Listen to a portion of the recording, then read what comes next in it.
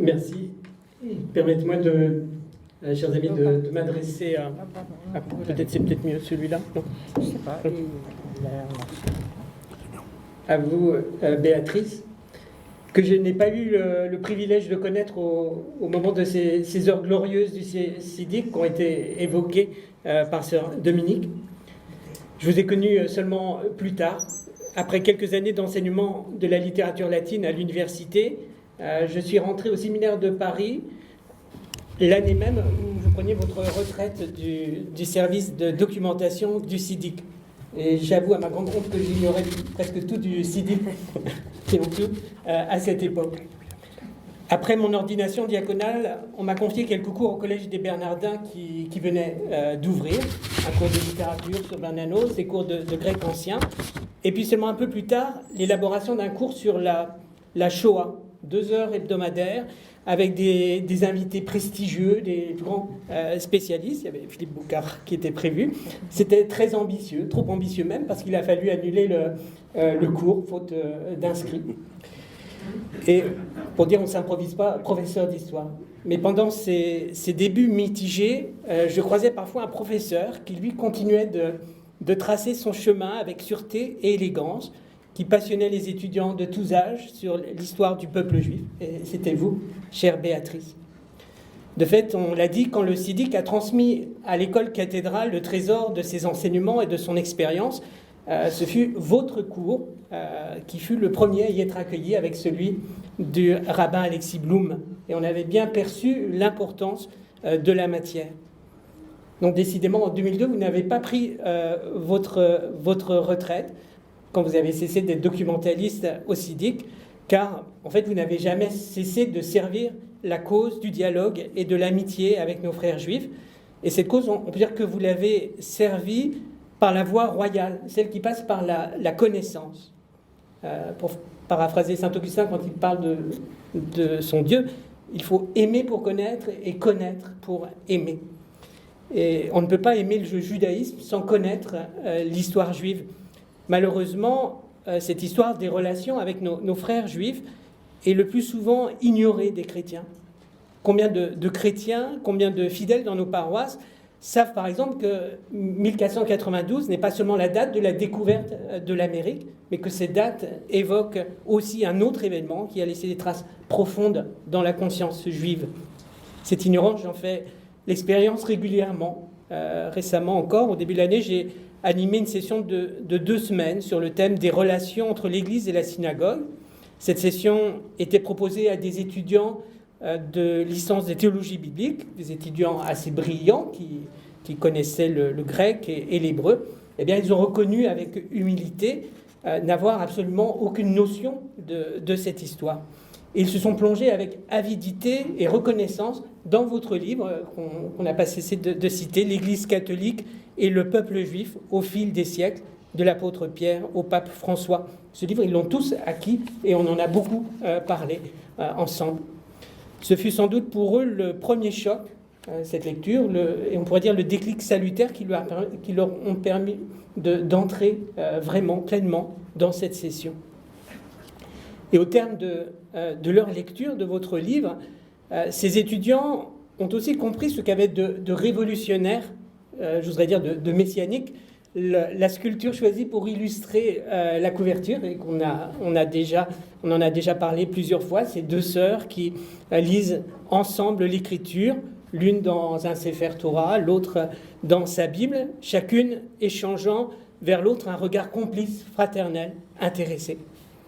On était loin de ces femmes évoquées par Jean-Luc Durand tout à l'heure, de ces femmes rivales qui ornent les façades de nos cathédrales, dont l'une pose fièrement, triomphante, avec les insignes de sa victoire, alors que l'autre, vaincue et humiliée, baisse la tête, les yeux bandés, la couronne renversée. Il aura fallu bien du chemin, bien des siècles pour passer d'une représentation à l'autre, et ce chemin que nous avons tendance à oublier ou à méconnaître, eh bien, vous avez permis à des générations d'étudiants, et on peut dire que vous continuez de le faire à travers vos livres, eh bien, de le découvrir, de le parcourir, d'en prendre conscience. Et c'est sans doute ce travail irremplaçable que veut saluer aujourd'hui le prix de l'amitié judéo-chrétienne.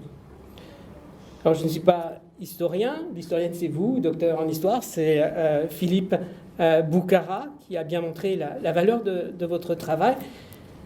Mais je voudrais pourtant dire moi aussi un mot sur votre manière d'écrire l'histoire, qui peut séduire un non-historien comme moi. Cette histoire des relations que vous avez présentée en 2 volets, en 700 pages et en 200 pages. C'est toujours la même joie de vous lire.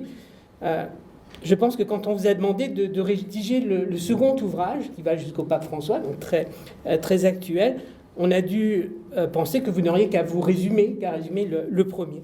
En fait, c'était quelque chose de très différent. Vous avez dû refondre l'ensemble, faire la synthèse de la synthèse déjà faite, l'élargir au regard juif aussi, puisque des voix juives se sont associées à la vôtre. Et puis, à l'époque tout à fait contemporaine, vous avez dû sélectionner, réduire la matière, tout en conservant la substance. En fait, c'était réécrire un nouveau livre à frais nouveaux, et vous l'avez fait magistralement. Ce qui séduit tout d'abord dans votre travail, je pense que c'est la richesse de l'information, la qualité de l'information. On ne peut pas tout dire en 200 pages, ou comme en 700 non plus, c'est une évidence. Eh bien, je cite une expérience, au hasard d'un cours, j'ai pu constater que tous les faits que j'avais évoqués devant mes étudiants, et qui pouvaient paraître de simples exemples pris parmi beaucoup d'autres, eh bien, se retrouvaient dans votre livre. Le suicide collectif de la communauté de York, par exemple, qui évoque dans ses pages poignantes le début du dernier des Justes d'André Schwarzbach, la dispute de Barcelone, la citation d'Ignace de Loyola sur le sang juif, dont ses contemporains se méfient, mais que lui aimerait bien avoir dans les veines parce que c'est le sang de son Seigneur, jusqu'à cet abbé Guéné qui avait ridiculisé l'antisémitisme de Voltaire et que tout le monde semble ignorer en dehors de la JCF et du SIDIC. Eh bien, il est mentionné dans votre livre. Tout cela, il était bien. Alors, comment avez-vous pu réussir une synthèse aussi complète ? Un autre aspect de votre livre qui m'a séduit, c'est l'art des citations. Elles sont peu nombreuses, mais décisives, et résumant à elles seules tout un monde. La première de toutes n'est pas la moindre, c'est le Shema Israël, qui commence les deux, la première dans les 2 ouvrages, et qui montre à quelle hauteur et quelle profondeur plonge votre regard d'historienne. Vos citations donnent à réfléchir et à méditer à votre lecteur, comme c'est que vous faites par exemple du catéchisme du concile de Trente, qui réfutait l'accusation de déicide. Je la cite parce qu'on c'est toujours bon de l'entendre, même si on la connaît maintenant grâce à vous, à Jules Isaac aussi. Il faut le reconnaître, notre crime est plus grand que celui des Juifs, nous chrétiens, qui péchons, car ceux-ci, au témoignage de l'apôtre, s'ils avaient connu le Seigneur de gloire, ne l'auraient jamais crucifié. Nous, au contraire, nous faisons profession de le connaître, et lorsque nous le renions par nos actes, nous portons en quelque sorte sur lui nos mains violentes. Les traductions qui disent nos mains déicides, mais c'est peut-être... Mais voilà ce que l'Église catholique écrivait au XVIe siècle. Comment a-t-on pu l'oublier si longtemps ? Historia magistra vitae, disait Cicéron. L'histoire enseigne la vie. Et cette histoire que nous faites voir parle d'elle-même. Vous n'avez pas besoin d'en ajouter, de chercher à culpabiliser, d'en appeler à déboulonner les statuts, comme c'est la mode aujourd'hui. Vous amenez simplement à ouvrir les yeux, à prendre la mesure de ce qui s'est fait, à prendre conscience de ce passé douloureux qui nous crucifie parfois, nous chrétiens. Vous savez même, à l'occasion, mettre en valeur ces petites lueurs d'espérance, comme vous dites si bien, qui témoignent qu'il y a toujours eu, même aux époques sombres des persécutions, un petit reste de chrétiens attachés à l'estime du peuple juif. Et c'est ainsi que votre regard, à la fois plein d'empathie pour les Juifs et toujours soucieux d'objectivité, amène le chrétien à se poser la question de son propre lien à cette histoire. Je cite la page 122. « Faut-il que nous, chrétiens du XXIe siècle, nous nous désolidarisions de ce terrible passé de l'Église ?»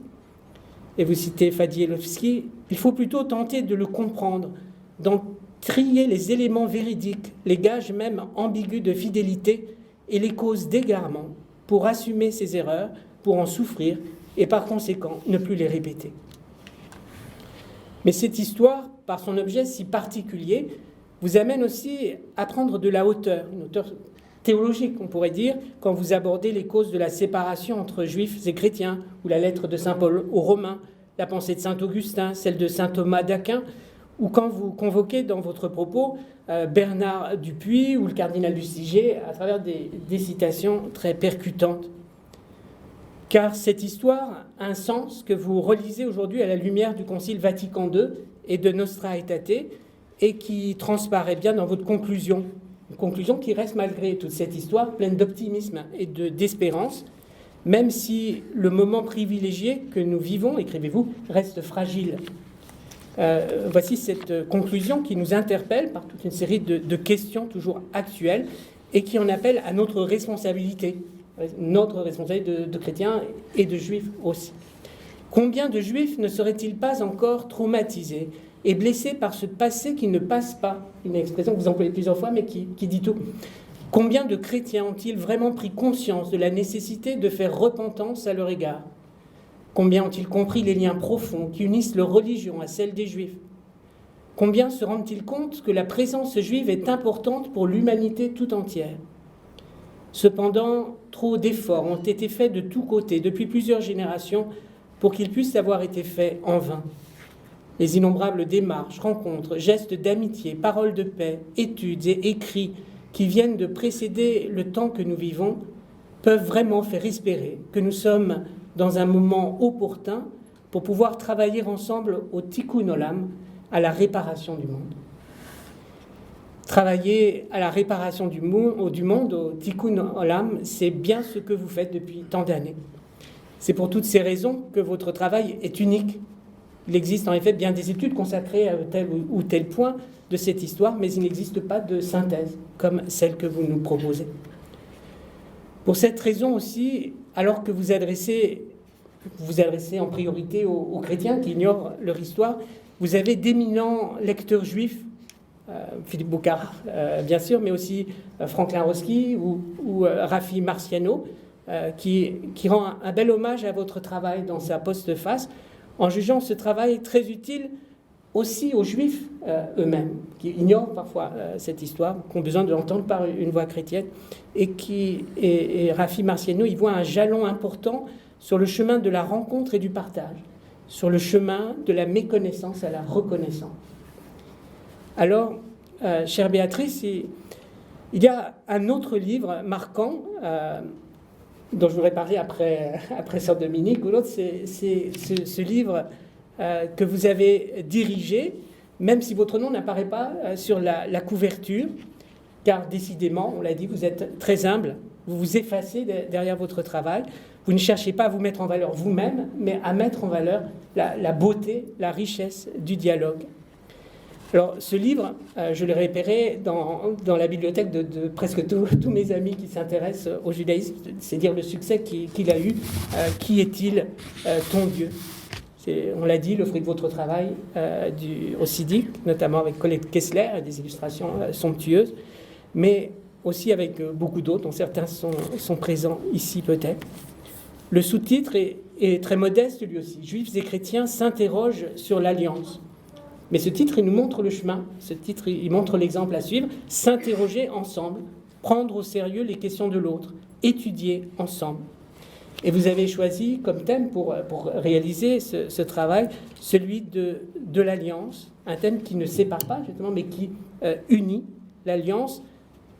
Vous le montrez à travers toutes ces facettes, à la fois dans le regard juif, dans le regard chrétien, à la fois un don, une promesse, un engagement, une espérance, une exigence. C'est le lieu de la confiance.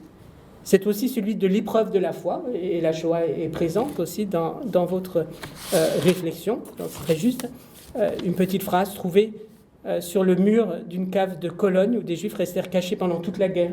Je la prends parce qu'elle m'a particulièrement touché et je ne la connaissais pas. Je crois au soleil même s'il ne brille pas.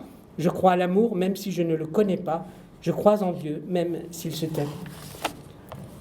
Il faut la foi, il faut de la conviction pour mener à bien la tâche que vous avez entreprise, et aussi beaucoup de délicatesse et de rigueur intellectuelle. Dans ce livre, Qui est-il ton Dieu, vous montrez bien quelles sont les exigences du dialogue, et vous les vivez, car les bons sentiments ne suffisent pas, et les tentatives de rapprochement peuvent parfois cacher, je cite, un manque de considération pour la compréhension qu'ont les Juifs d'eux-mêmes, ou une tentative de s'approprier par substitution les traditions d'Israël. Par exemple, quand on essaie de prier ensemble de façon maladroite. Eh bien, la pédagogie de ce livre propose au contraire une autre manière plus féconde et plus respectueuse. Et là encore, je vous cite, « L'écoute de l'un doit entendre l'écoute de l'autre, non pour que les deux écoutes s'identifient, mais pour que chacun s'ouvre à l'autre. Il devient alors possible de comprendre que la vérité de Dieu est à partager et non à posséder. » Et vous poursuivez, dès lors, il devient possible de prier ensemble, au terme et non à l'ouverture de ce travail commun d'études et de rencontres. Et dans ce livre, je voudrais citer aussi la conclusion à propos des Juifs et des chrétiens. Les uns avec les autres, dans leur fidélité respective et dans un face-à-face retrouvé, souhaitent témoigner du Dieu qui fait alliance avec l'humanité pour que chaque homme puisse se reconnaître frère de son prochain. Par cet essai, puissions-nous avoir modestement posé un jalon sur ce chemin d'espérance et ouvert la voie à d'autres recherches en commun. Alors aujourd'hui, chère Béatrice, nous pouvons vous répondre que oui, et pas seulement par cet essai, mais par tout votre travail. Vous avez effectivement posé un jalon incomparable sur ce chemin d'espérance et d'amitié avec nos frères juifs. Et vous n'avez jamais cessé de le faire. On a rappelé tout ce que vous avez fait. Vous l'avez fait comme membre du comité épiscopal pour les relations avec le judaïsme au moment du Père du Jardin. Vous l'avez fait par vos nombreux engagements au SIDIC, qui ont été rappelés par sœur Dominique, par votre engagement contre l'antisémitisme, qui n'est pas seulement des mots, mais la conception d'un guide pratique pour des éducateurs et qui a connu un certain succès. Vous l'avez fait bien sûr par votre enseignement de l'histoire, dans lequel vous avez été pionnière, puisqu'un tel enseignement sur l'histoire des relations entre juifs et chrétiens n'existait pas. Vous avez ainsi façonné des générations d'étudiants. Certains sont ici. On a cité Marie-Christine Émine qui a repris le flambeau. Et vous continuez de le faire à travers vos livres. Mais je prends ici la parole comme délégué diocésain au judaïsme. Et je peux ajouter que ce travail, vous l'avez fait aussi par votre action pastorale dans le diocèse et dans votre paroisse. Et c'est par cela que je voudrais conclure. Quand j'ai été nommé délégué pour les relations avec le judaïsme dans le diocèse de Paris, je n'avais pas une grande expérience du dialogue. Et j'ai vite compris la nécessité de m'entourer de personnes bénéficiant de cette expérience qui me manquait. Et la première personne à qui j'ai pensé, c'était vous. Je vous ai sollicité timidement et vous avez accepté. Et comme toujours, avec la grâce, l'élégance, l'humilité qui est la vôtre, comme si vous ne pouvez rien apporter, alors vous apportiez tout. Vous avez été présente à nos réunions, même quand vous étiez fatigué, vous traversiez Paris pour nous rejoindre. Un jour, vous m'avez remis un rapport sur ce que vous aviez modestement tenté de faire dans votre paroisse. Et j'avoue que j'ai été sidéré. Ce que je voulais organiser obscurément dans Paris, ce que je ne faisais même pas dans ma paroisse, faute de moyens, eh bien vous l'aviez magistralement mis en œuvre dans la vôtre, avec des hauts et des bas, bien sûr, comme dans tout chemin novateur qui se cherche. Votre rapport a été pour moi comme une source d'inspiration et une merveilleuse leçon d'espérance. La preuve que l'on peut agir quand on en a la volonté, la détermination, que l'on peut transformer les cœurs, convaincre les curés débordés, faire venir des rabbins tout aussi débordés, intéresser les paroissiens et en attirer plus aux rencontres que vous organisiez que le nombre d'étudiants que nous avons dans nos cours. Eh bien, tout cela, je n'ai jamais osé vous le dire, mais peut-être l'avez-vous deviné, puisque vous m'avez demandé de dire un mot pour vous. Eh bien, ce mot, je le dis, merci. Merci pour votre sourire et votre bienveillance. Merci pour votre rigueur intellectuelle et votre exigence de vérité et de justice. Merci pour tout ce que vous avez su transmettre, pour votre engagement sans faille au service de l'amitié entre juifs et chrétiens. Et c'est vraiment pour tout cela que nous sommes si heureux de vous remettre aujourd'hui ce prix que vous méritez tant.